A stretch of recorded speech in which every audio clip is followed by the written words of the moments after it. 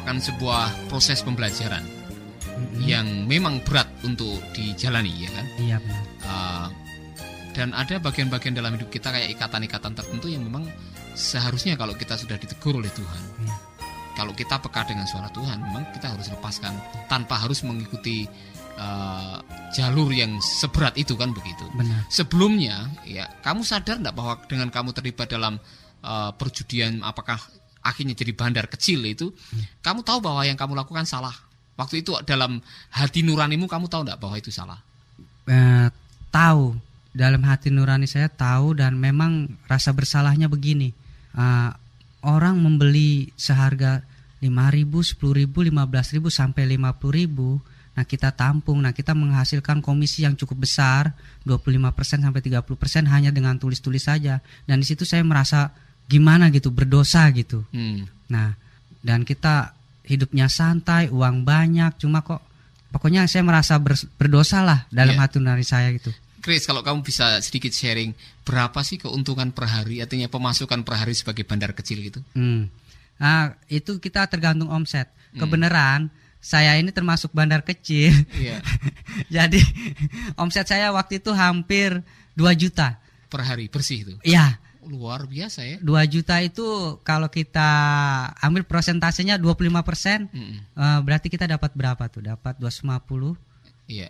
Mungkin lebih dari itu. Lebih. Dan kita dari hasil itu hanya kita buat bayar fax, dan sisanya tuh setor ke bandar sudah. Iya. Jadi kalau 1 juta aja kamu udah dapat 250. Kalau 2 juta berarti kamu dapat 500.000. Ongkang kaki. Iya, enak sekali ya kan? Enak. Ya, tidak enaknya ialah waktu digebukin di dalam penjara. Aduh. Iya. Bersama saya Paulus Wiratno dan tamu istimewa kita yaitu Saudara Kristianto yang memberikan pengalamannya bagaimana ia terbebas dari ikatan perjudian yaitu togel. Chris, kamu sudah bebas dari penjara, dan kamu bisa hidup bebas sekarang, ya kan? Masih ada enggak keinginan untuk kembali lagi ke masa lalu, kayak terlibat lagi di togel gitu? Wah, tidak. Karena saya sudah merasa bertobat dan sudah merasakan pelepasan, dan saya mau hidup dalam bimbingan Tuhan. Ya, saya mendengar kamu sekarang ada di sebuah sekolah pendidikan untuk menjadikan kamu seorang hamba Tuhan. Iya. Apakah itu keputusan dari kamu atau keputusan dari orang lain tuh? Itu keputusan, memang saya berkeinginan untuk merubah hidup saya. Iya. Dan itu dari hati saya yang paling dalam. Iya. Dan luar biasa. Saya tidak mau lagi dengan hidup yang bagi saya sudah terlalu kacau dan kayaknya bisa dibilang kurang berarti. Hidup yang tidak berarti. Tidak berarti bagi saya. Dan salah satunya ya itu, saya tidak akan terjun ke situ lagi. Ya, kalau kamu diberi pilihan, seandainya kamu diberi hidup hanya untuk 1 minggu ke depan, dan Tuhan bilang dalam waktu 1 minggu saya mau kamu melakukan 1 hal saja, kira-kira kamu mau melakukan apa? Saya akan melakukan yang Tuhan suruh. Ya, apa kira-kira itu? Kalau kamu ada pilihan, saya akan melayani Tuhan semaksimal mungkin. Supaya hidupnya berarti. Supaya hidup saya lebih berarti lagi. Luar biasa. Kamu ada kesempatan sekarang untuk memberikan himbauan, istilahnya, berdasarkan pengalaman hidupmu. Kalau ada teman-teman yang sedang mendengarkan radio ini yang memang sedang berkutat dengan masalah perjudian, terutama togel dan sebagainya, apa nasihatmu kepada mereka? Nasihat saya untuk sahabat yang mendengarkan Radio Dian Mandiri, pertama memang kita enak untuk melakukannya. Kalau kita membeli, terus membeli, dan pertama-tama itu memang istilahnya pasangan kita tepat atau jitu. Nah, lama-lama kan menimbulkan yang dibilang ketagihan. Nah, kalau sudah kena dan merasa ketagihan, maka kita itu akan membeli secara banyak. Jadi kalau kemarin hanya 1.000-an, sekarang berani 5.000. Meningkat, ya 10.000, bisa mungkin lebih. Dan itu lama-lama timbul jadi kebiasaan yang akhirnya menjadi, boleh saya bilang itu penyakit jadinya. Iya. Penyakit. Ikatan lah, terikat. Jadi tadi pertanyaannya bagaimana kamu bisa melepaskan dari kebiasaan buruk tadi kan? Kebiasaan buruk yaitu berjudi kalau dalam kasus ini. Iya. Nah, pertama-tama kita kalau mau melepaskan sesuatu yang buruk tuh mungkin sulit ya. Karena kalau yang berhubungan dengan uang langsung memang itu sangat menggiurkan. Dan kalau bisa nih menurut saya, jangan sampai Anda mencoba mendekati dan mulai istilahnya mengotak-atik kode, atau namanya kode togel, mungkin sudah tahu sahabat yang dimaksud itu. Istilahnya ada rumusan-rumusan. Cobalah jangan mendekati itu, dan mungkin pertama-tama menghilangkan rasa ketertarikan. Ya, jadi itu bagi mereka yang belum tertarik. Ini masalahnya kalau kebiasaan itu sudah terjadi. Oke. Nah, mungkin dari pengalaman kamu bisa berhenti bagaimana? Untuk kasus kamu kan dihajar dulu istilahnya kan? Dihajar oleh manusia. Jangan sampai dihajar dulu lah. Jadi saya pikir dimulai dari sebuah kesadaran. Apa yang membuat kamu akhirnya, walaupun kamu sudah bebas, sekarang sudah tidak dipenjara lagi, kamu sudah bebas untuk memilih kan? Tapi kamu sudah tidak mau kembali karena kamu sadar bahwa itu salah. Bahwa itu merugikan. Jadi jawaban kita atas pertanyaan saudara kita tadi ialah bagaimana kita mau terbebas dari kebiasaan buruk. Satu ialah kita sadar bahwa itu buruk. Iya kan? Kalau kita belum sadar bahwa itu buruk, kita akan terus saja menjalani terus kan gitu. Biasanya orang mau berubah kalau ada krisis. Benar. Kamu sudah ada krisis, digebukin orang, ya kan? Masuk dalam penjara, tidur di atas koran, makan nasi apa namanya? Nasi cadong. Kan baru kamu rasa ada krisis, baru saya salah, saya mau berubah, kan begitu. Ya kan? Itu saya pikir kemudian harus ada sebuah perubahan konsep, karena perubahan perilaku baru terjadi kalau kita merubah konsep. Benar. Contohnya, kamu menganggap tadi, enggak apa-apa, judi is okay. Kali itu juga dia mendapatkan keuntungan, saya bisa mendapatkan uang lebih, saya hidup dengan enak, bisa menikmati keuntungan. Itu kan konsep lama. Konsep lama. Nah, kamu sudah berganti konsep sekarang, kamu tidak mau lagi. Bahwa kamu sekarang mengatakan itu salah. Pada waktu kamu mengatakan itu salah, itu tidak benar, maka kita tidak akan melakukan lagi. Kebiasaan buruk masih kita lakukan setiap hari, oleh karena kita masih menganggap itu bukan buruk gitu. Nah. Yang kedua, ini contoh. Kalau kamu punya bayi misalkan, ya kan, bayi itu biasanya kan pakai pampers atau pakai popok. Ya kan.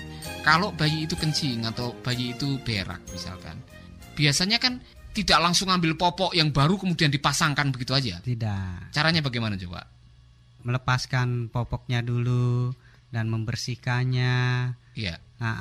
Membersihkannya baru deh dibuang popoknya, baru ganti popok yang baru. Sama dengan kelakuan. Kalau ada konsep yang salah melahirkan kelakuan yang salah, konsep buruk melahirkan kelakuan yang buruk. Kalau mau berganti, maka yang buruk dilepas dulu. Kan? Benar. Diganti dengan konsep yang baru. Konsep yang baru itulah yang nantinya akan melahirkan tindakan yang baru. Menurut ahli jiwa ini katanya semua perilaku kita itu selalu direstui oleh asumsi kita, direstui oleh pikiran kita, apa yang kita anggap benar. Kamu bisa terlibat dalam perjudian karena kamu anggap judi is okay. Coba kalau kamu mengatakan judi tidak baik, saya tidak mau, kamu tidak akan melakukan gitu. Jadi itu baik ya. Dan Kristianto masih akan memberikan nasihat kepada mereka, barangkali sahabat kita yang sedang memang berkecimpung atau terikat dengan kebiasaan berjudi. Silakan. Nasihat saya kalau di dalam perjudian itu, nasihat saya mungkin yang paling ekstrim ada begini. Anda itu berjudi, khususnya togel, itu Anda tidak akan pernah menang. Oh begitu ya? Tidak akan pernah menang. Dalam artian istilahnya hari ini kita dapat sumbangnya 2 juta. Mungkin besok kita masang secara lebih dan itu. Soalnya menurut pengalaman saya sendiri, karena saya istilahnya bandar kecil, emang hasilnya lumayan, dan itu yang dibilang ada hukum isi come isi go itu berlaku. Nah, sampai sekarang waktu saya masuk di dalam penjara itu pun itu istilahnya minus. Dalam artian uang itu kita minus, nggak ada artinya, nggak ada sisa. Jadi benar nyanyian yang mengatakan aku melarat itu karena benar judi. Sekali. Itu bukan hanya sekedar nyanyian, itu benar sekali. Orang judi itu tidak ada yang kaya. Saya jamin itu. Yang kaya bandarnya. Itu bisa kaya. Kalau pemasang, pemain itu kalau itu hanya kesenangan. Nah, ini mulai ada kata hati-hati nih kalau memang judi untuk kesenangan, dan kesenangan itu, maka kesenangan untuk berjudi seandainya udah merupakan kesenangan, hati-hatilah Anda menghadapi hidup yang hancur. Itu sudah pasti itu. Itu udah pasti. Jadi Jangan coba-coba lah. Ya, jangan coba-coba dah. Jangan mulai, saya kan hanya iseng, hanya untuk ngisi waktu lah. Kalau hanya sehari menghabiskan 25.000 kan enggak apa-apa. Itu jangan justru begitu ya. Justru yang begitu, yang mencoba-coba itu. Kena aja dah. Istilahnya pasangan 25.000 kena sekitar 5 juta. Nah, di situ nanti mulai godaannya lebih besar Ya, lagi. saya pernah mendengar katanya bukan hanya akhirnya uangnya habis, jatuh melarat, bukan hanya itu saja. Jadi akhirnya rumah tangga juga jadi berantakan, akhirnya masa depan jadi suram, dan akhirnya lahirlah apa yang namanya malapetaka. Oleh karena gara-gara judi. Gara-gara judi, dan mungkin, maaf kata saya kasar itu, mungkin bisa gila. Oh, bisa gila itu juga, pasti bisa. Karena di Jakarta sendiri saya juga sendiri melihat banyak hal-hal kejadian begitu. Emang kita lihat langsung. Ya, pernah dapat uang gara-gara togel, atau di sana kan banyak macam-macamnya itu. 30 juta, 40 juta mereka mudah kayaknya dapat. Dan mungkin karena mereka dari kaum istilahnya kelas menengah ke bawah, mungkin di bawah sekali, nerima uang segitu kaget, atau mungkin pas kaget pas habis, nah dia mau kembali lagi ke kehidupan yang normal nggak bisa, ya mungkin keganggu lah jiwanya mungkin gitu. Bukan hanya jiwanya si penjudi, jiwa istrinya juga bisa terganggu, jiwa anak-anaknya juga bisa terganggu, usahanya bisa hancur berantakan, dan akhirnya semuanya menderita. Ya kan? Iya, benar. Jadi lebih baik berhentilah. Lebih baik. Mungkin bukan lebih baik, harus berhenti. Ya, harus berhenti. Harus berhenti. Mungkin hari ini waktu mendengarkan siaran ini harus berhenti. Membuat dari keputusan. Sekarang Membuat keputusan berhenti. Ya. Ya, dan Tuhan bisa menolong kita. Amin. Iya kan? Betul. Pengalaman Kristianto membuat kita menjadi terbuka bahwa memang kadang-kadang secara manusia sulit untuk mengubah sesuatu yang buruk. Tetapi ada kekuatan dari Tuhan yang bisa menolong kita untuk akhirnya kita mampu mengalahkan kemauan atau nafsu jahat dengan menanamkan kebenaran sebanyak-banyaknya dan meyakini kebenaran sebanyak-banyaknya. Amin. Ya, Chris ya? Ya. Nah, bagaimana kalau kita berdoa buat mungkin ada sahabat-sahabat kita yang memang sedang pikir-pikir nih, udah tahu waduh terpuruk ekonominya, udah hancur rumah tangganya, udah terlanjur nih. Iya. Iya kan, karena uang udah habis, sapi udah dijual, sawah sudah tidak ada, rumah udah digadaikan. Ada yang masalah istrinya juga ikut digadaikan, dan anak-anaknya ikut digadaikan gara-gara judi. Dan malam hari ini mau bertobat dan mengatakan, Tuhan saya mau berhenti, Tuhan saya mau bertobat.